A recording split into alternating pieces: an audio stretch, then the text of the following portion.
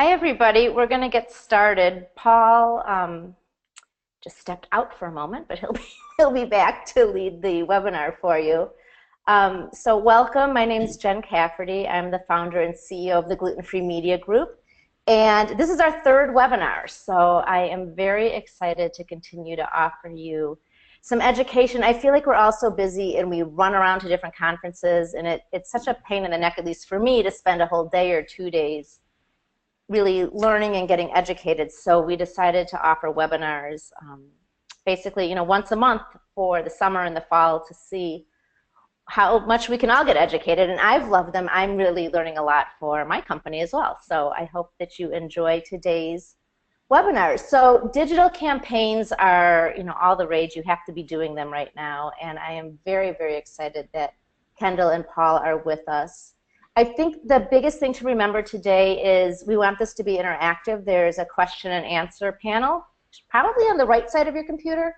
But type in your questions at any time. We're going to get to them at the end. So we'll save some time for Q&A. And if for some reason we don't get to your question, don't worry. I will send it over to Kendall and Paul, and they will answer it probably via email. If you're really lucky, maybe they'll call you. I don't know, depending on your question. But we'll get everything answered for you, so you don't have to worry. The other thing is we're going to pop up a few poll questions, so if you can answer those also, and we'll share that information with you so you know what you're doing compared to other people, that would be great.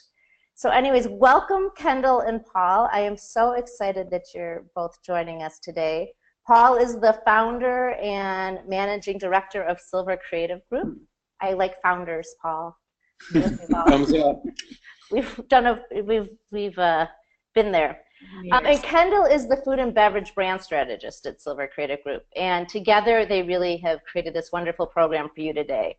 I think what's really neat about Silver Creative Group is their design team. They are just super creative, and they really have this collaborative approach to your needs as a brand. And so if you are working with an agency and they're not collaborating with you, I hope that you will, maybe reconsider what you're doing, because you definitely need to be in a collaborative effort. And the other thing is they really get technology. They are experts at it. They know how to build it, and they know how to implement it for your company. So I think that with all of that, they are the perfect people to lead today's webinar. So welcome to you both. Again, please type your questions and answers in, or your questions in, and we will get them answered for you. And I am going to turn it over to Kendall and Paul.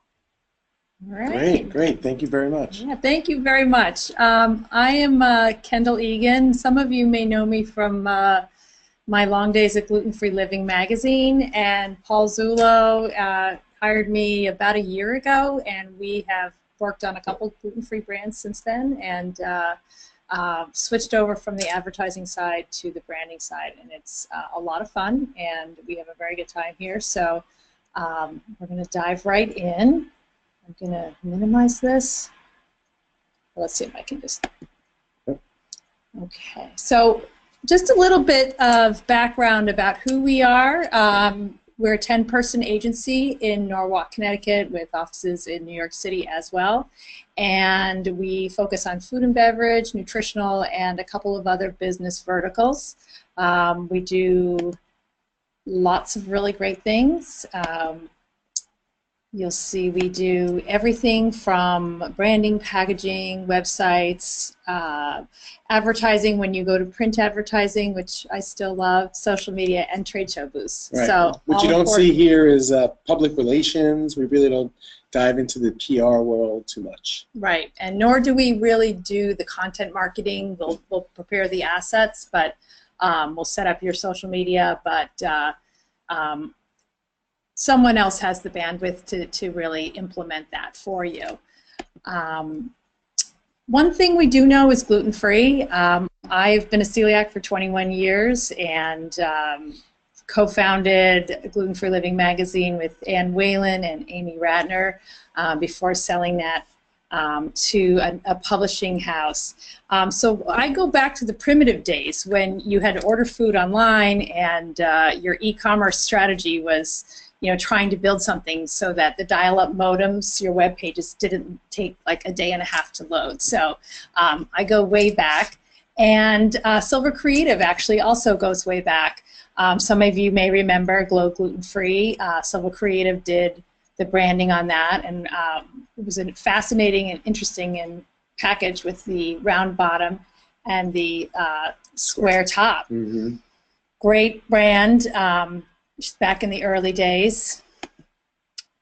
Also, Torian Howard was a mother, or was a founder, two founders that came in with an idea, and Silver Creative basically took this from an idea to a nationally distributed brand, hard candies and chewy candies.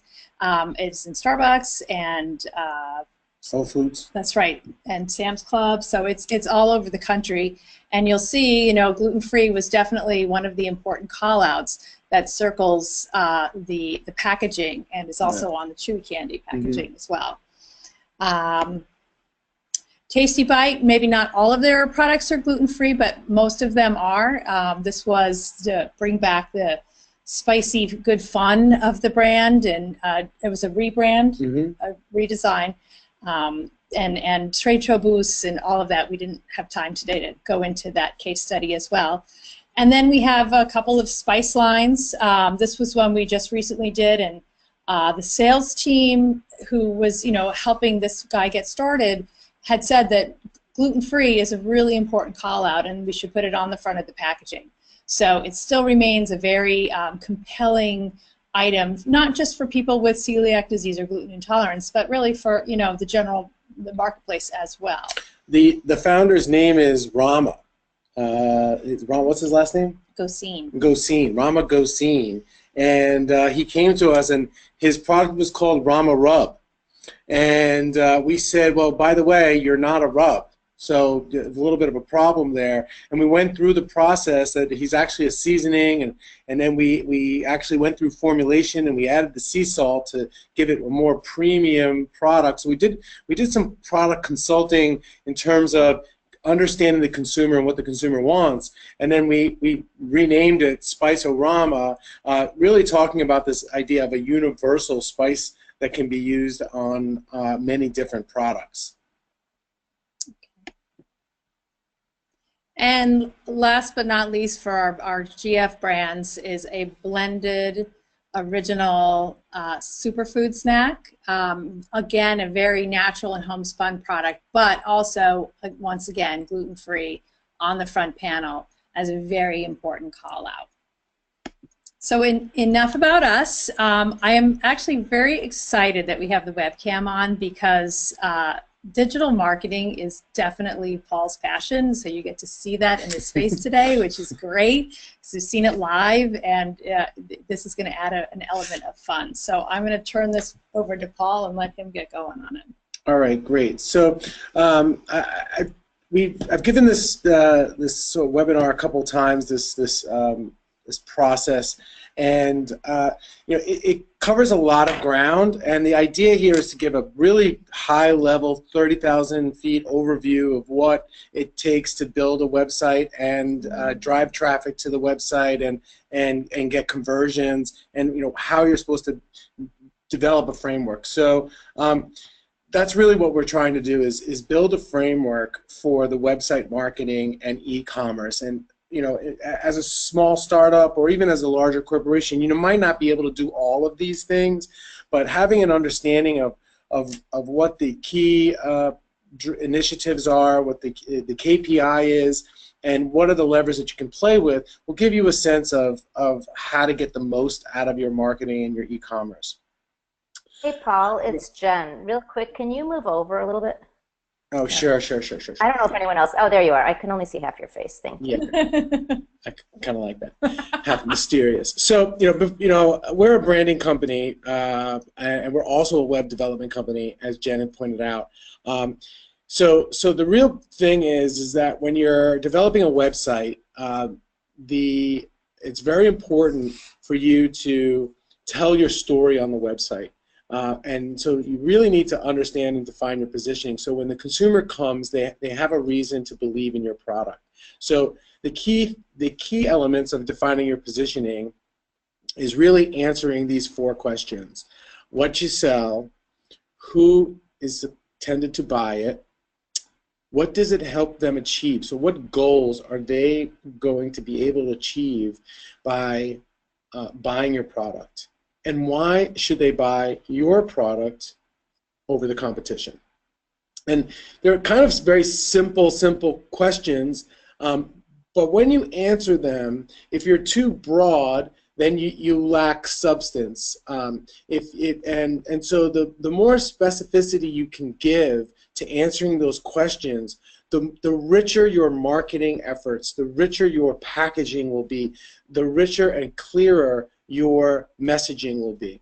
So this is the cornerstone of everything you're doing, because when you go to do your website, the home page of your website should basically say something that relates to these 4 questions. So it's really clear. It's important to understand who you are and what the consumer is going to see you as you develop your website and your marketing materials. So another piece is evaluating your messaging, right? So is your branding and your messaging accurate, right? So we always want to have, whenever we're talking to the consumer, we always want to have an element that speaks to the head, which is the facts, the figures, the stats, the comparison, and then we also want something that speaks to the heart, which is emotional, and I care about it, I love it, I want it, I desire it. So we want to make sure that the messaging does both, because 1, everyone thinks that way, and 2, maybe there's different consumers that care about one more than the other at a certain point in time. So that's enough about the developing the website and the messaging. It's very important, but the purpose today is about digital marketing, right?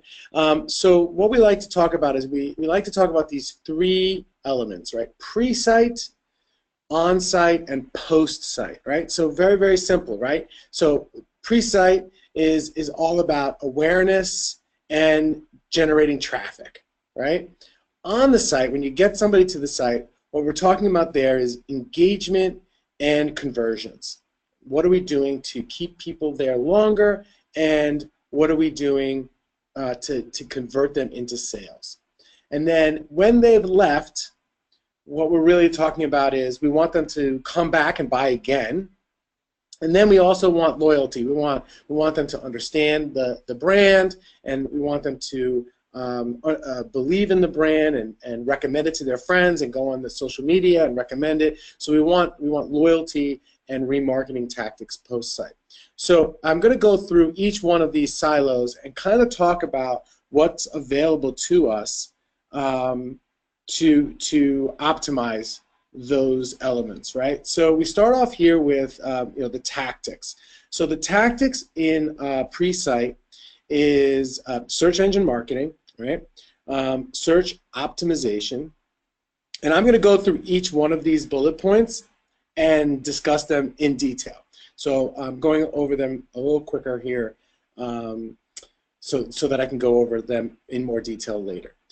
So search marketing, search optimization, social media will help drive traffic, blogging, right? That's blogging on your site. Advertising, obviously, in print and outdoor or anything like that. Banner ads as well. And then public relations and influencer marketing, of course. I lump those together because they're both sort of in charge of sort of third-party endorsements and getting people to believe in your product. So our goal here in doing all of these things, our goal is to generate clicks, right? To get follows, to get likes, to get site visitors, and and awareness. It's okay for there to be a sort of non-quantifiable number that you're generating awareness, so that when some other time you'll get a click later on. You've got first comes awareness and then comes clicks, right? So you'll notice here that there aren't any sales here because we're not getting sales here. Sales happen on site. What we're doing is the pre-site tactics working? And they are working if you're getting clicks and follows and likes. And if you're not getting, if these elements, these performance indicators aren't going up, then your pre-site campaigns need to be looked at. So we'll go in a little more deeper here. So search engine marketing. So search engine marketing is when you buy ads on Google. We know that Google's the #1 search engine. They they handle about 75 to 80% of all searches online. Interestingly enough, YouTube is the number 2 search engine. Bing is actually not up there as the number 2 search engine. So when we're doing searches, when you're buying keywords for searches, one of the things we want to take into account is this idea of the buyer's cycle, the buying cycle, right? So we have awareness, where people are just becoming familiar with the product. Maybe they already know about the category and they're doing more research. Maybe they're much more advanced and they know all about the product and a category, and now they're comparing different elements. They're comparing, calories or sugar levels. And then obviously the last one is that they're much more at the point of ready to purchase. They've already done all their thought process and research and comparison, and they're ready to purchase. So we want people to buy keywords that relate to this buying cycle, and then obviously send them to the right pages. And I'll get to that. That's a foreshadowing to the on-site section of the presentation today. But really, which page you send them to is a key component. But just as an example, we have ketchup, right? So if people were searching for ketchup generally, there's not much here to it. It's a very general term. We don't know why they're searching for ketchup, and we're not sure that they want to buy ketchup. But if they're searching for gourmet ketchup, now we have a little bit more detail and understanding. And if your product is a gourmet ketchup like Sir Kensington's, well, then you'll have a better chance of converting this shopper to buy your product because you've bought those keywords. And then sriracha ketchup is a very, very specific version of a ketchup, and that person is probably much more further along because they have an understanding of what they really want to buy. And then obviously ketchup recipes is a catch-all that's not really going to get people who want to buy, but are getting people that are interested in the category. So it's really important to understand the keywords that you are going to be choosing, and then the landing pages that you're going to deliver them to. So for social media, we often say it's for humans and spiders, and the spiders are the search engines that are going out and looking at the pages and the tweets and the posts that you're doing. And Google is now seeing that if you are using keywords in your social media, it's going to increase your page rankings for those keywords. So if you, in the example that I used above, if you sell sriracha ketchup, then you should be tweeting using the words sriracha ketchup. Google will see those tweets, and it'll give you credibility towards you improving your page rankings for people in Google searching sriracha ketchup.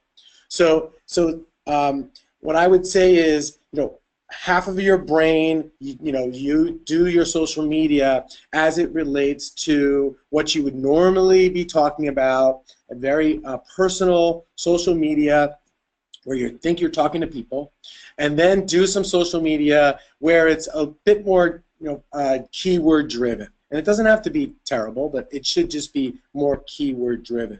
You really want to use those keywords in social media. You shouldn't just do things about your product. You really should do things about your brand, the lifestyle that your customer is enjoying, and really talk more about beyond just the product and the attributes of the product. No one wants to see you talk about your product all the time. To make your social media more engaging, run contests and polls. Again, express your core values, and then use hashtags to help gain more visibility and awareness beyond just your circle of friends, right? So you want to use hashtags that are popular, whatever's a popular one right now. Summer of fun. Summer 2017. Summer 2017, or graduation, if your product could be purchased by graduates. Maybe there's graduates grad 2017 would help you get exposure to a a consumer base that wouldn't normally know about your products. And obviously, I just listed the social media platforms that are so integral today. And all of this also goes with the blog that's on your site. So the blog on your site is very important as well to driving search engine optimization. Again, Google is looking at those blog posts. Also, using the blog is a way to keep your site current and refreshed. And Google will look at the freshness of a site, the last time that the site was updated, as an indicator for its validity and its page rankings. So for you to write a blog post about sriracha ketchup, it will then help to improve your search engine rankings because of that blog post, and it'll help your overall website because you're providing new and interesting content to the website.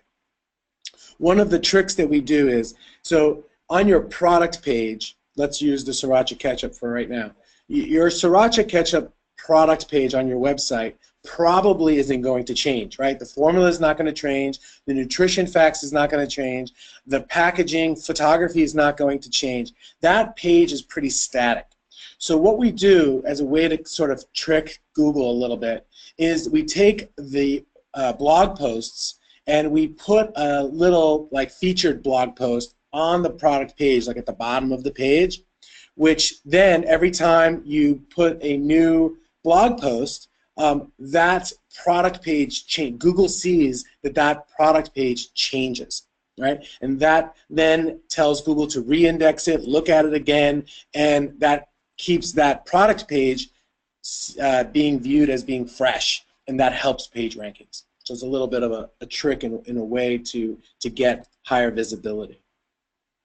So search engine optimization, we start with, so this is the tactic to get to do non-paid advertising on Google, to be what's called the organic section, where you just come up in your page rankings and in the page results. And so I've been speaking to this already.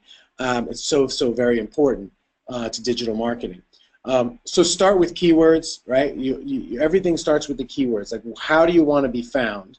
And that's one way to look at it, how you want to be found, but also how the consumer is looking, what they're looking for. How could they possibly find you? In what capacity? And then we want to start with those keywords.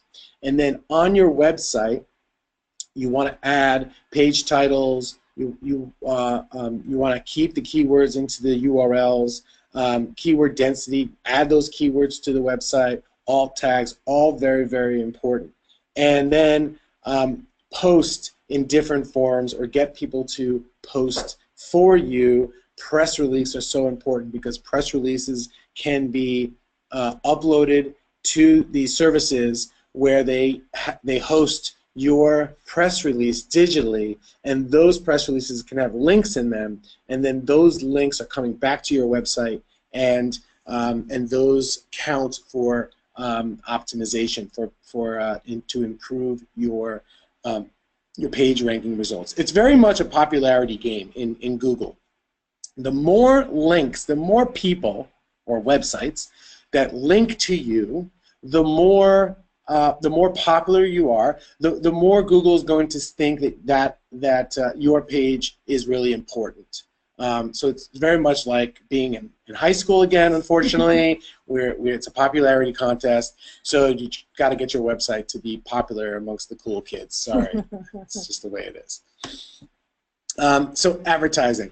So if you get it to the point where smaller brands may not have the capacity to do advertising and banner ads. But even if you were to do it on a smaller scale, maybe do it, and I'll get to that, do it on a smaller scale, there is an opportunity to get brand exposure. Focus on getting the click, right? Not telling the whole story, right? The banner ad or any kind of advertisement is very much about getting attention and getting interest, and that's it.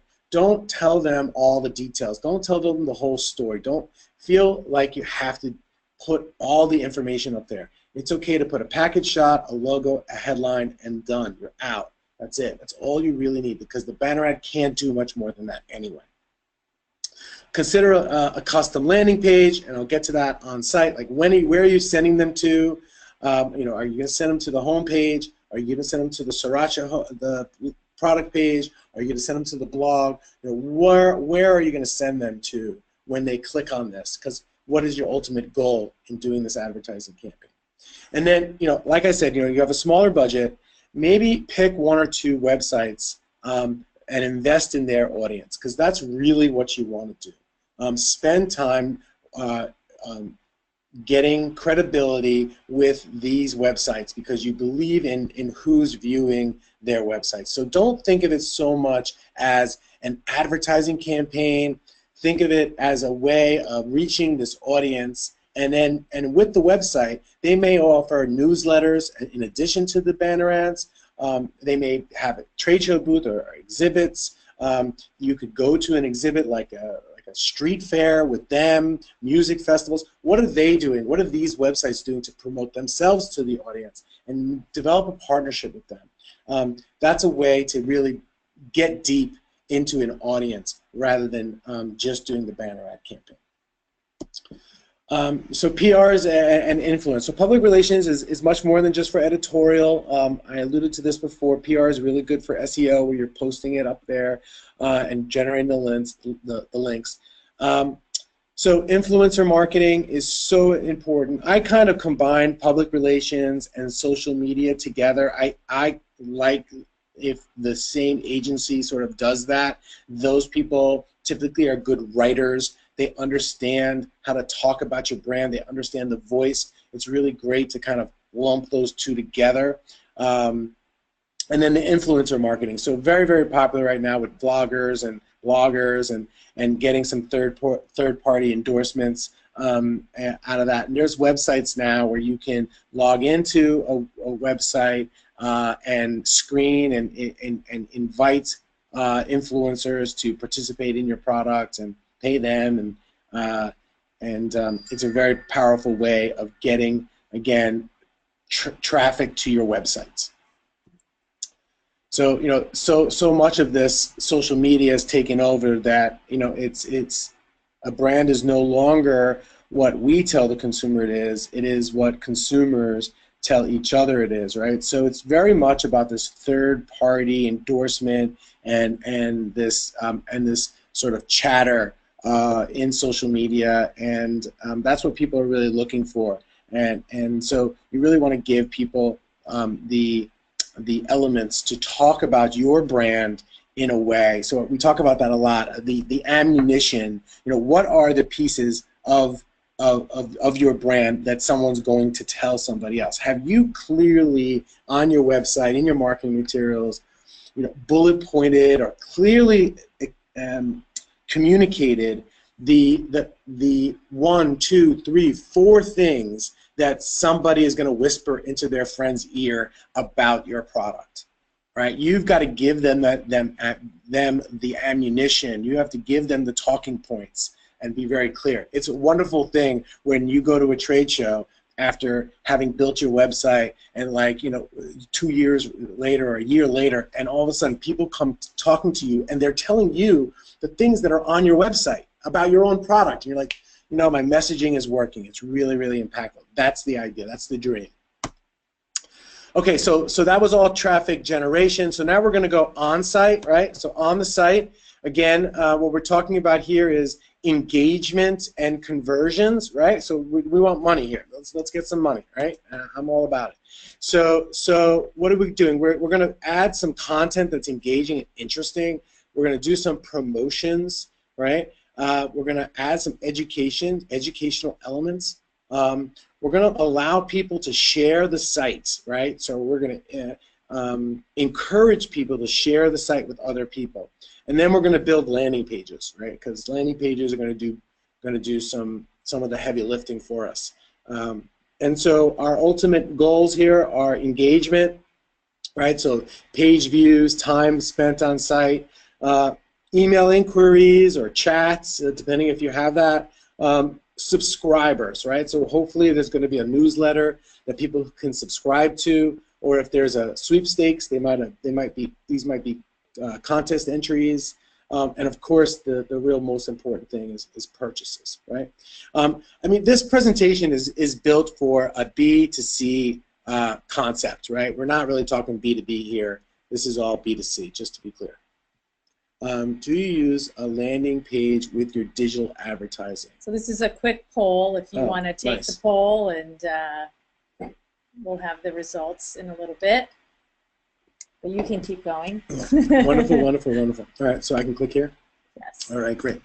All right, great. So engaging content. So, all right, this is a good one, right? So we're building a website now, right? So how do we build a website? What's the thought process of building a website? What makes a good website? That's what we're talking about right now. So we've got the buying cycle again, right? The buying cycle here is so very, very important, right? And the reason being is the website needs to do so much, right? It needs to talk to somebody who never heard about your product before and their friend told them to come. It needs to talk to somebody who loves your product but wants to try a new flavor, right? It needs to talk to somebody who is thinking about your product but wants to compare your sugar levels with a competitor. It has to do all of those things, right? At the same time, we know that when people come to the homepage, they give you about 7 seconds and then they decide whether or not it's good or bad. So now, you know, if I said that your homepage needs to be like a billboard on a highway, you probably wouldn't think that I was speaking the truth, but that is. You really need to be really clear, and your homepage needs to work like as if it was a billboard on a highway. So we need a combination on the website of both brand storytelling and e-commerce store pages, right? So you don't want your products page to be the store page, right? Because I still don't understand the process that you use to make your products. I don't understand why your products are better than other people's. So we need a section of the website to really be about brand story. And the other part of that is that eventually, we do want to have some retailers look at the website, some distributors look at the website, and when buyers are going to look at their website, you don't want them to go to the store pages to figure out what your product's all about. You really want them to live in the brand section of the website. So you really want to have kind of 2 different sections. And by having 2 different sections, it gives you the ability to drive traffic to the different places based upon those keywords again. If they're ready to convert, dump them into the store. If they're still considering, dump them into the website where you provide some comparison and some more product information. Provide content for the purchase cycle, right? So very much about that, right? So let them come in. We like to structure the pages with, you know, video content, because if someone is not really engaged in the website, in the product yet, they're not really aware of the product yet, they're probably browsing, right? And they're not going to spend a lot of time reading. So you want to have big chunks of text, maybe some video content that allows them to scan the page quickly, understand what you're all about, and get out, because they're not really ready to buy. They're just really looking at things quickly. But maybe underneath the first paragraph, the first sentence of a paragraph has big, bold font size. And then below that, the rest of the paragraph is smaller. And the idea there is it allows the person to scan the website quickly, read it, but if they are engaged and they want to spend more time on it, they can read those smaller paragraphs of text. But it's not overwhelming in the beginning, and it invites people to spend more time. So video is really important because it helps people to see things quickly. They don't have to engage. They can sit down on their couch with the laptop on their lap and at 11 o'clock at night, and they can watch a video about how you manufacture your product, and they don't have to click, right? But you know, later on, when that same buyer or customer is in the office and they're ready to buy, you know, then they can spend some more time looking at your specifications. You know, interactivity and animation. So we like to offer visual interest, right? So I'm sure you've seen this on websites that you've browsed yourself. Is as you scroll down, the page comes together, dots happen, headlines fly in from the left, they drop in, things like that, where there's interactivity or animations that tell the story, help to provide engaging content. Sorry about that. I just lost it. Here it is. Okay. Landing pages. So because the home page needs to be a summary of the entire website, right? It's got to tell the story. It's got to explain what products you are. It's got to talk about the founder. It's got to say that there's a sale because it's the summer, right? It's got to do so much. The landing page ends up being, not necessarily oh, look at this. Okay, great. So right now the poll results show that 50% of the attendees here today are using a landing page with the digital advertising, and 50% are not. So it's really great. So it sounds like you have, some of you are taking advantage of the idea of landing, and here we're still talking about landing pages. It's pretty good. We came back to it. The idea is that, so these different landing pages, there's a singular purpose. The home page is intended to be a brief overview. Your product page is to tell people about your product. Your store category page or your store pages, they're intended to sell maybe a category. So, but maybe there's a singular purpose for customers to use on a landing page. It supports the ad that it was sent to. So if your banner ads were talking about sriracha ketchup, then your landing page could be specific about sriracha ketchup. And maybe you don't have a website. Your website doesn't have a sriracha ketchup landing page right now. So you need to create that. Or it could be a Mother's Day gift basket, and you don't have a product in your store about Mother's Day. So create a page that speaks to the user about where they came from and what you're selling. So it establishes credibility for your product, and most importantly, it keeps distractions to a minimum to help people convert traffic to a sale. So we put together this really quick, easy landing page design here. So there's no navigation up at the top, right? You cannot go anywhere else, right? What's the clear thing here? Put my name, fill out the form. There's nothing else to do here but fill out the form, right? Really clear messaging. It's a big burger. They're selling this fire grill difference. It's $8. There's a prominent offer, right? And the obvious form, right? So these landing pages, they convert. I mean, people come to them, and you make life simple for people. So don't feel like you're pushing something down people's throat or being too salesy. You're simplifying their life. They're interested in your product, and they want to get more information, and you've made it clear to them how to do that. And that's the key. That's a key idea here, is getting people to communicate with you. Okay, so post site. How are we doing on time? I think we've probably got another 5 to 7 minutes. Okay. Some questions. Okay, great. So post site.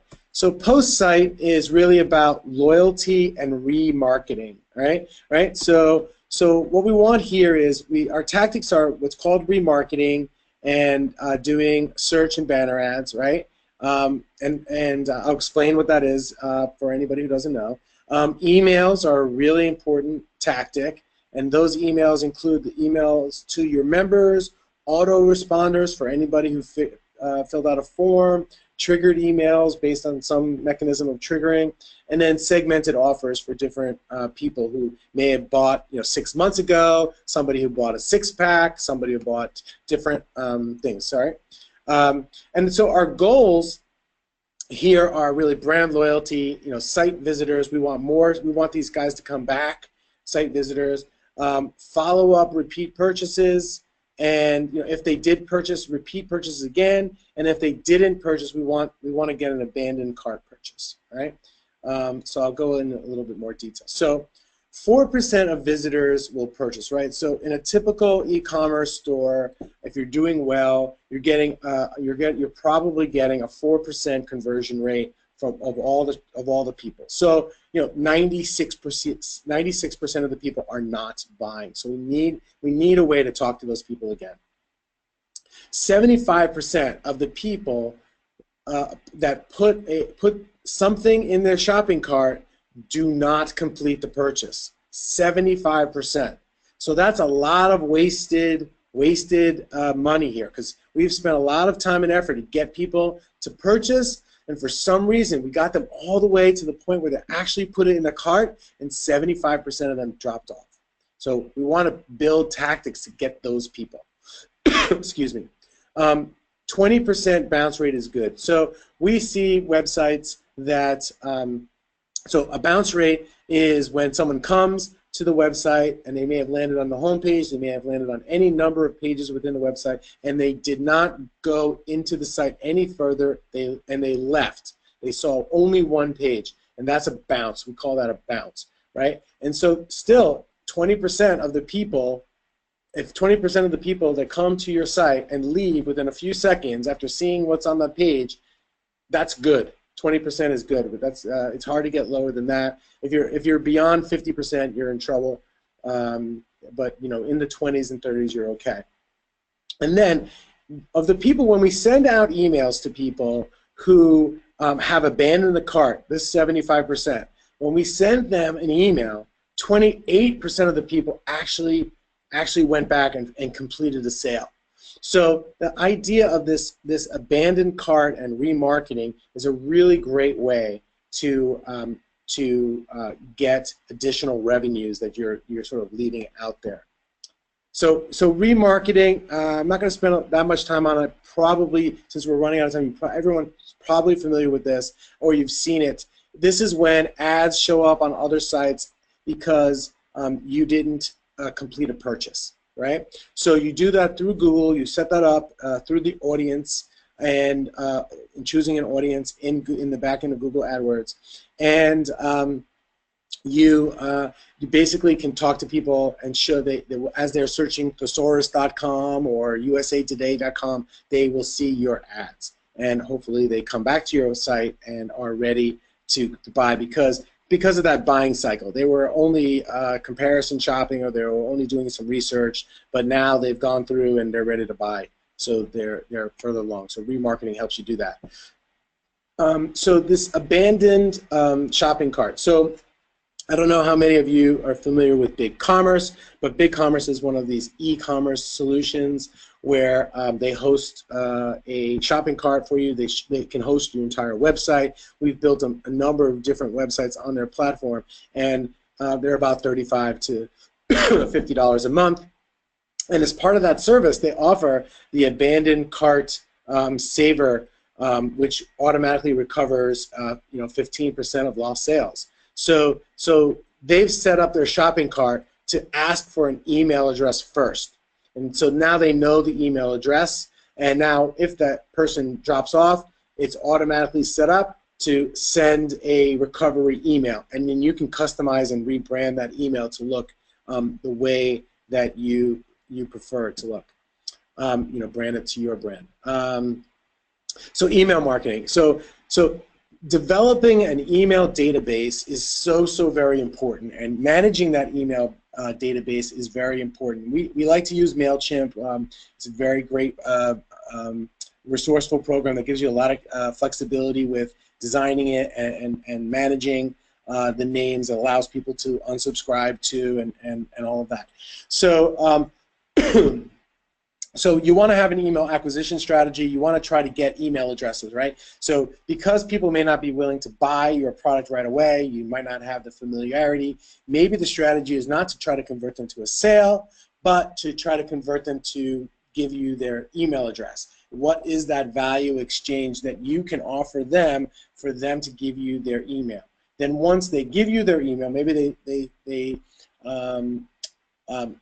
entered into a contest, maybe they did something in social media, and so they've given you their email address. Then you can do these autoresponders, or triggered campaigns where you you send out 6 emails over the course of 8 weeks, and you do a little soft sell, you do a little hard sell, you do a little soft sell, you do a little hard sell, and you kind of go through and try to get those people to learn about your brand a little bit more. And then once you've got them, you've got a nice size database of emails, you might want to develop an editorial promo calendar, which could really align with your blog posting and your social media all in one, talking about the brand and your story and your products. Okay, so key takeaways. You know, number one is create confidence in your brand. I mean, we like to joke that no one is going to believe anything you say, right? So, you know, you're the most delicious sriracha ketchup, right? Everyone's going to think that that's not true.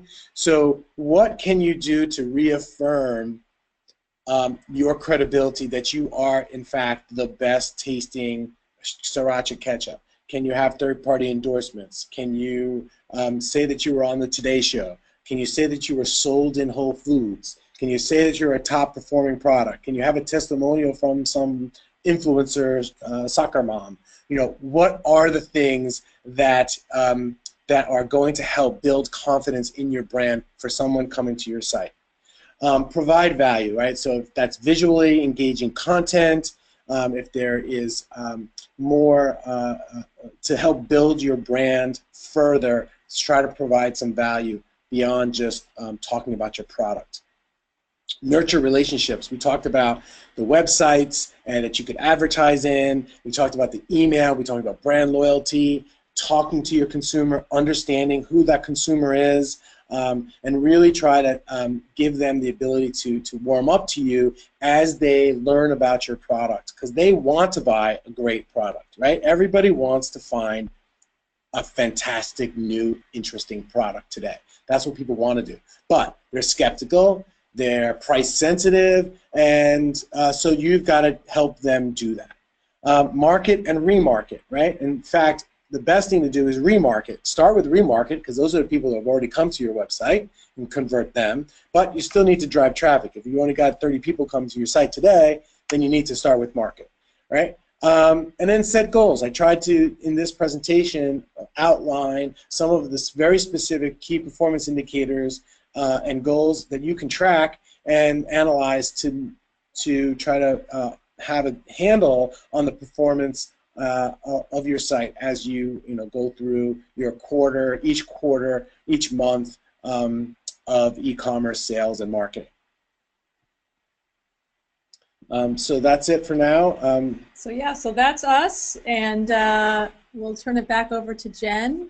If there are any questions at this time, you can pull the arrow out. Hey Jen, are you there? Jen might be on mute.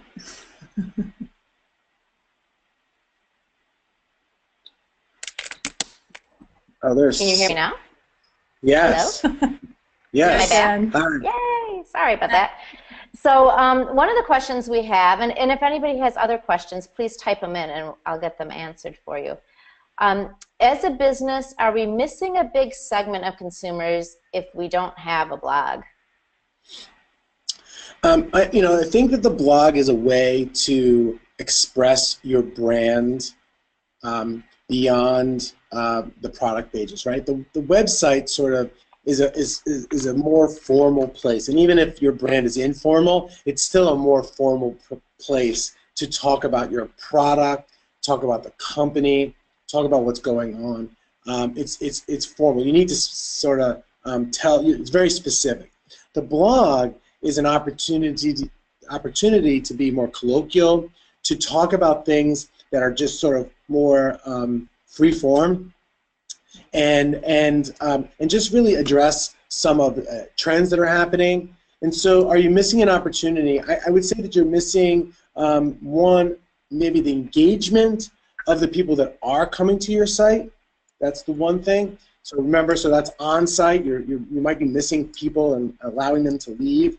But also, you might not be attracting other people into it because you're not talking about things beyond just your products, because the blog doesn't, would allow you to do that.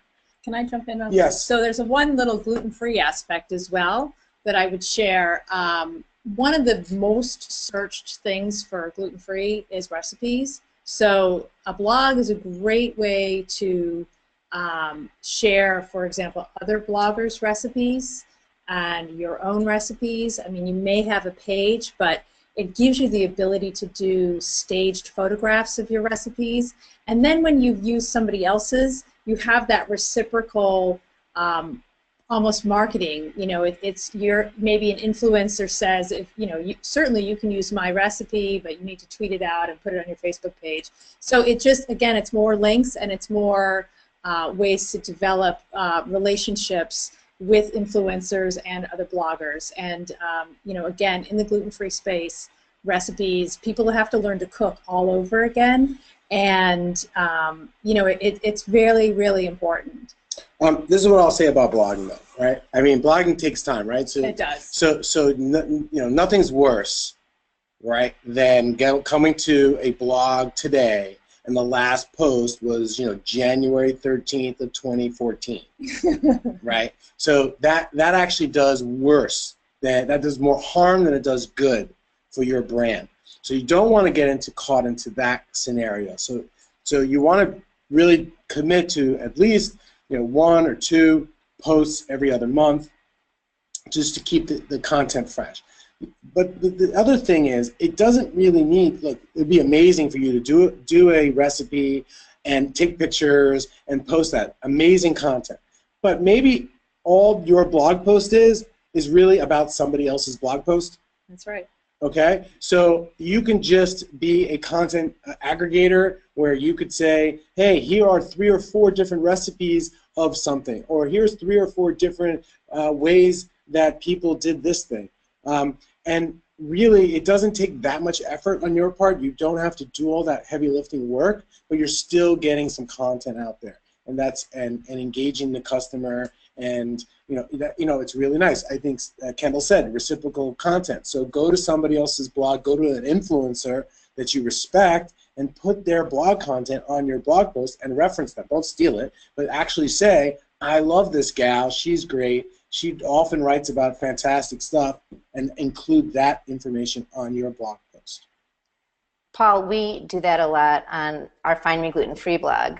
I haven't written a recipe, except for a few clients. I still write recipes, but we don't write our own recipes, and we send out a few newsletters a month and link them to blog posts, and so that we just are going out there and finding applicable things, getting permission, and being, like you said, an aggregator, and that works so well for us. So we have a few more questions. Great. When you were talking about videos videos on websites. Oh, and first, before we even go there, can you please put up your business card again? Somebody wants to see your business card. And to the person that said, will we be able to watch this again? Yes, we will. In about an hour, it will record. You will be sent an email, and got a phone ringing. You'll be sent an email with the recording. We also post them on YouTube, so if you can't find it for whatever reason in the email, we'll get you everything. And we have the old recordings as well, so we can get you all of that. But for videos, is that something that somebody has to click on the video once it's on there to open it up? Or is it something that just pops up as a video and starts to play randomly? Yeah. So number one, so YouTube is the #2 search engine, right? So after Google, the next place on the internet that people are searching words and conducting searches is on YouTube. So you really want to get those videos on YouTube as well to drive traffic. People are going on YouTube, and that'll help. So, but your question was regarding on your website. So autoplay. I mean, that's a challenge. So there is a scenario where you could have the video as a background of the entire page, like scroll, just animated, moving in the background with text on top of it. And it's really more of a background treatment than it is on the foreground, right? So that's one way where it would autoplay. I would say that you could activate the video as you scroll down, One of the ways we've done it is we've created an animated GIF that basically emulates the video and then has the play button. So it tells people that it is a video, but it doesn't. But it's not really playing the video. That gives us the ability also to kind of edit the most interesting segments of the video as opposed to just starting from the beginning. So it's really an advertisement for the video, right? Right? And so kind of like it does exactly, kind of both things. It does not auto-play, but it moves, so it tells people it's a video more than just that big play button. But I would not recommend auto-playing the video. I think that's that's not customary. People are in work environments and they don't want, like, especially if there's sound. They don't the volume. People don't want that. They won't like that. So I would refrain from auto playing the video. But if there was no sound, or maybe you could auto play with no sound. And maybe the way to hedge that, if you felt like you wanted to get the people more engaged, is that it could autoplay upon scrolling. So as you scroll down to a certain point in the page, the video would start to play, and it would tell people that this was a video, and then it might keep them there a little longer. All right, we've got one or two more here. You talked about a blog post on a static page, and I think the reference, I'm thinking back here, was the ketchup product. Yes. Where it's static all the time, and then you had a blog post on there. Any chance you have a visual example of that, or you can just talk a little bit more of how you actually put a blog post on a static page? I don't have an example of ketchup on this. Off the top of, how do I get out of here? Escape is not working. Escape is not working. Scroll up. No. Why is that not? Ah, there. Okay. I have an example off the top of my head of a real estate company that we did. I can show you that. It's the same concept because it's the Stonehenge. NY.com, NYC.com. No, that's good. Okay, so then if I go to this building, so imagine this building is your product page. It's the same concept, right? Building description, product attributes. Here's your nutrition facts box, right? And then down here we have blog posts. Right? And so these blog posts change based upon whatever's happening right now. Right? But none of this, the subways never change, the neighborhood never changes, these images never change, nothing changes on this page. These prices change, right? That's about it. Right? But nothing changes on this page. So we add these blog posts to make this page, fresher. That makes sense. Thank you. That's a great visual, I think, for a lot of people. Actually, that particular little part had the highest attentive rate of the whole webinar. It shot way up there on that one. So people, oh, wow. How do you do that? Tracking eyeballs? How do you do that? I'm tracking what's going on this side. Magic. So if anyone else has any questions, type them in real fast, and then we'll be done. But one of the things that I just wanted to add in is, and this is a plug for our company, but it really will help a lot of the brands. You talked a lot about capturing email addresses, and if you've ever been to any of our expos and you've had to sit through one of my exhibitor talks at the beginning, I always say, emails are like gold, and if you're not capturing them, especially when you're sitting in an event talking to these people live, you're really missing out. And then you have to come to us, and we send out emails for people. But I think one of the things we've been doing a lot of lately is running surveys and contests for people, and then driving traffic back to the brand's website, where then they can capture the email addresses themselves. Because if you're a brand that isn't good at doing that yet, or you just don't have the traffic on your site, that's something that our company really does well for you. So in my little shameless plug at the end here, it fits in well where we're doing more and more of this, and so it is available to people. And I think it's something that people don't think about all the time. Is there are places, whether it's us or somebody else, that we do have all of these. If you're a gluten-free brand, these gluten-free people, and that is a nice way to get people back onto your own site. And so, those are things that we can help you with as well. So there's help out there for you. Don't feel like you have to figure all of this out on your own. It's really important to know your resources and what they are and where to get them. Great. Can I shamelessly plug you too? Sure. Jen is one of the definite pioneers in GF land. Started with I think wasn't the Illinois show the first one, and it's gone all over the country, and it's amazing like how many brands. This is where they get their start and their tasting and their information. And if anyone's going to be in Secaucus this year, we'll see you there. And kudos to you for always expanding education of the GF brands that are out there. So this is a great opportunity. None of this was planned. It's year 10, which I can't believe. And a lot of people on this call have been with us, I don't know, 8 years, 10 years. I don't know, John, if you're still on the call. It's amazing to see. But we really, besides helping you reach customers, which now we reach over 3 million gluten-free people, which is just crazy to me.